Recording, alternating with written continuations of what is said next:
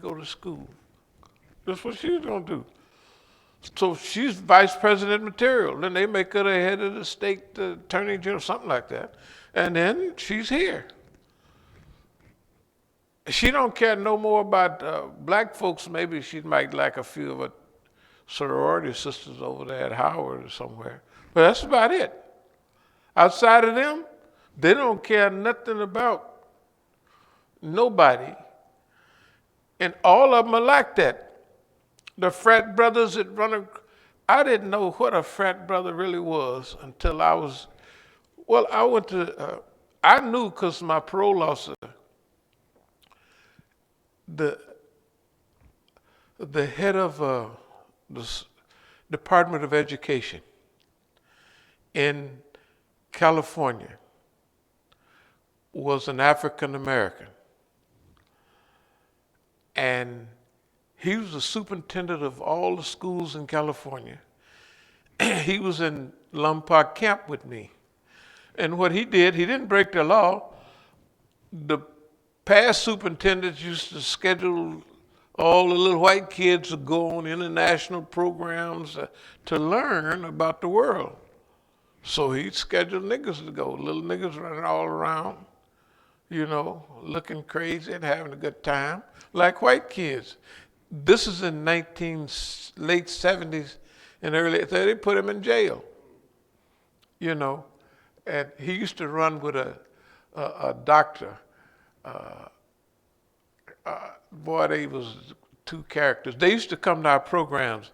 This was an African-American doctor. I'd see his family come. They had a big, long Cadillac. And he was a real doctor. Them doctors, the heavyset doctor, was the one that, you know, you could tell they used Murray's. And then they had a place back there, a lump where the stocking cap used to. He was that kind of, so the conversations was really something, but they respected us. Now, my parole officer, when I mentioned his name, he said, yeah, that's my frat brother. But I didn't really get an understanding of it till I was giving a couple of lectures out there at Davis, UC Davis. And the people that joined the frat, I guess I saw some guys, they had some white stuff on their face, and they would do this. Then all of them would do that. I said, what is wrong with them people? And they would stand there like this. And that's what they do, right? When they initiate, I said, what the hell are they doing? Now, I had years before that, I got a letter from them, and I knew something was wrong, because after that, I stopped going to college. I didn't, because I got on the honor roll, and they don't tell you where the honor roll, they don't say you're in jail. You know what I mean? They just say so-and-so, and they have your address. So all the fraternities was sending me letters. I said, if them niggas are sending me letters, I'm not taking any more classes. I mean, no, I'm gonna go to school. Because when I was in prison, I went to school all the time. But just to sit in a class, I wanted to learn what they were saying. And I did all the time, but that was the last time. Anyway, so the other famous Negro doctor, he was in jail for selling, he really wasn't doing this on purpose, but they was getting, not Oxycontin, but they was getting all them drugs they used to get in them days, and pills. And so my partner, Diamond Jim, he said, so Doc, you was selling all that dope. Oh, Mr. Jim, I was not, you know, that whole kind of approach. And so Diamond used to mess with girls a lot, and Diamond said, boy, he said, I get on them girls till they things start foaming, you know, oral sex. And the doc said, if you knew all of he was telling them all of the microbes, and I don't care what they got. I'm gonna knock that boy over, and I'm gonna have foam all on my. Oh, Mr. Jim, you shouldn't do that, because he's telling the medical stuff, and Diamond didn't want to hear that. So you could tell that I didn't enjoy being in jail, but I used everything for the proper way, you know. So anyway, let me get back to the main part of the subject. No, the Negroes, our Negroes, right here, they became whatever they was because this is just an opportunity, a job, you know what I mean? Now, here's what our job with them is to treat them really like high quality human beings. And if we do it long enough, I have a feeling that enough of them will come around. If it don't, we tried. Remember, we got to go beyond nobody's ever tried this. Everybody is in a group, or they're like the mafia. You make a mistake, they kill you. That's ridiculous. We can't do that. You know what I mean? Or all of those other groups, the communist groups and all that, they did the same thing. If you made a mistake, if you was embezzling, if you did anything, it was out the door. I mean, really out the door, you know. And so suppose if Prophet Muhammad sallallahu alaihi wasallam did that, where would Islam be? Nowhere. You know, that's why Allah told, if you was harsh-hearted with the people, if we use those disciplinary mechanisms, don't get me wrong, they work, they actually work. Every group that rise to national prominence, whether it was in Africa or the NFL and all of those people,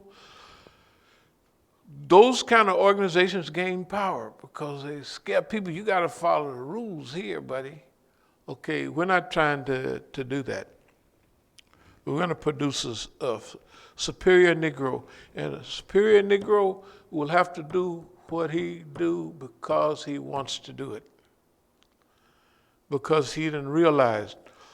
Therefore, we have to have the patience. Now, remember, we have to have the patience to work with our people. It don't make no difference whether it's 6 months, 6 years, or 100 years. This is our policy. And it always has been. The last section we went through, we knew, you could tell we knew who we was dealing with. And it was just, well, if we don't do it, well, we won't be able to do nothing. If we do it, they're going to have a certain amount of control. And when they realized that they didn't have control, they left. That's why everybody left in mass. Whether it's here, whether it's Oakland, they left in mass. They didn't leave one at a time. And what they wanted to do in Oakland, I can visualize the people coming. Boy, that's a beautiful video. With me standing in the door and the white shoe wearing Arabs flooding through the door and everything. And Mukhtar leading the charge. That's wonderful. That's doing exactly. That's better than what we wanted, right? And for them, they thought we'd taken over. We're supporting Mukhtar. For what reason? Now look at poor, the same thing goes out for Mukhtar now. Mukhtar and Khadijah. I told them 6 years ago, I said, I'm going to help y'all because y'all don't get it. This is going by you. You know, I set them down in the Masjid and I told them it had to be around 2014. I told them in words. I said, no, I'm going to help y'all, you know. And they didn't. You're going to help us. You ain't going to be around that long. That's what they was thinking. What, it'll be 2021 next week. We don't have that. We're not on their schedule. They can't do anything to make us do anything, so they have a reason to do whatever they thought they was going to do. That's not what's going on. Okay. The other thing is, we'd like for you to develop an introduction letter. People have opposition to me, and we'll talk about it later, but this, we're going to visit all the institutions around here. And some of them y'all could go together, you know. If you needed a ride or something, you could go. Because sometimes some of the stuff you need a witness, or it's good to have a witness. And a lot of the stuff, Brother Tufel used to witness all of this stuff. So he probably talked about Darl Hijra and them worse than we did. Right? Hey, shh. Anyway, so introductory letter to talk to the people about presenting our case in a nice way to people, and they won't have to deal with me. See, because the objection is mostly Imam Musa. That's the objection. That's the objection mainly. And that's the target. Everybody else, they don't want to bother nobody else. They just want, you know, other people that's kind of with me and they go to the masjid, they don't put them in jail, they just put me. They could walk in the masjid, they do anything they want. Mukhtar don't have them put in. And without paperwork, that's another thing I'll get to in a minute. So that's Dar al-Hijra, Iswa, all of those type of people, you know, okay. And why are we doing this way? Well, we've always done it this way, but it's even more important now. And I ever tell y'all the story about the guy that raised all that money with the story about acres of diamonds? Acres of diamonds, yeah. The guy that owned the farm in South Africa, somewhere, and he heard about everybody getting rich, and so he sold his farm and went out looking for diamonds, and he never found the diamonds. He got frustrated, and technically he just jumped in the water, committed suicide. There's another Acres of Diamonds, the original one, they have Muslim names in this. But anyway, so the guy that bought his farm, he was watering a mule down in the stream, and he picked up some rocks, pretty good sized rocks, and he put them on the mantle over the fireplace. So one of his friends came to visit. Had a geological background. He looked at it, he said, "Where'd you get these?" He said, "Oh, the stream down there is full of them." That's why they call it Acres of Diamonds. You know where the water wash out. He said, "The stream is full of them." Now the guy, when he's going out looking for diamonds, he wanted them all polished and shined up, you know, look like they look in a ring. Probably why he never found any, because they don't look like that, and they have to be cut, polished, and set. And you have industrial diamonds, and you have jewelry diamonds. You got all kinds. So anyway, the guy that had sold his farm, that had tons of diamonds on it, the richest diamond deposits in Africa, supposedly. He was living right on top of it. That's the way we feel about the Negro. Everybody else try to get as far away from the Negro as possible, especially other Negroes, right? Tell us, I mean, this is what happens. And then we're harder on other Negroes than we are. White folks can make mistakes all day long, but the Negro, something wrong with him. He'd make a mistake, and everybody remembers for 500 years, right, that this nigga messed up. Okay. The other one is the ship had all of its water, fresh water was, dissipated, and he was down in South America, and another ship come by. They said, "We need fresh water." So the guy told him, "Lower your bucket." He said, "We need fresh water." He said, "Lower your bucket." Where he was he was at the headwaters of the Amazon. The Amazon is fresh water. And when those big rivers take water out, if you out 30 miles from shore, the water is still fresh. You know what I mean? It's fresh water because it displaces the other salt water. So the guy told him, lower your bucket.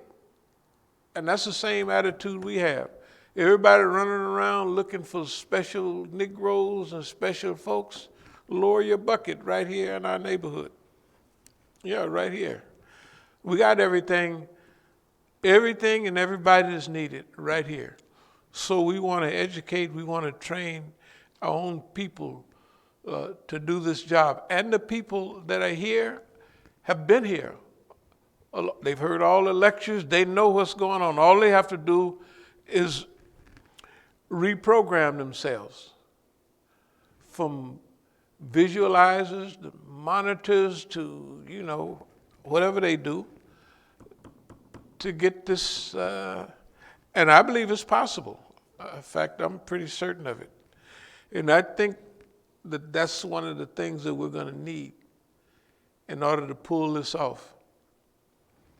That everybody has to have a feel of who each other is, and that they're going to, remember, improve al-Islah together, Islamic revival, Islamic movement, all of that stuff is possible. And that's where we're starting. We're starting right here. Okay. By the way, we 4607 and 4481, we're going to try to get them rented out, but we want people that's a part of what we're doing. We don't just want nobody living in you know what I mean?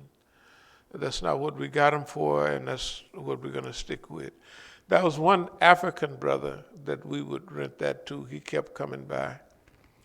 But we're going to box up the stuff at Brother Tufale's and put it in that book room, and we'll rent that out. But that's almost ready for, have anybody been in there? I was in there that last day when Tar was fixing the ceiling in there.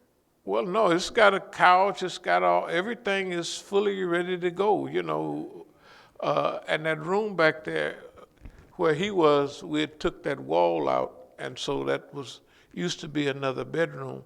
But that's a nice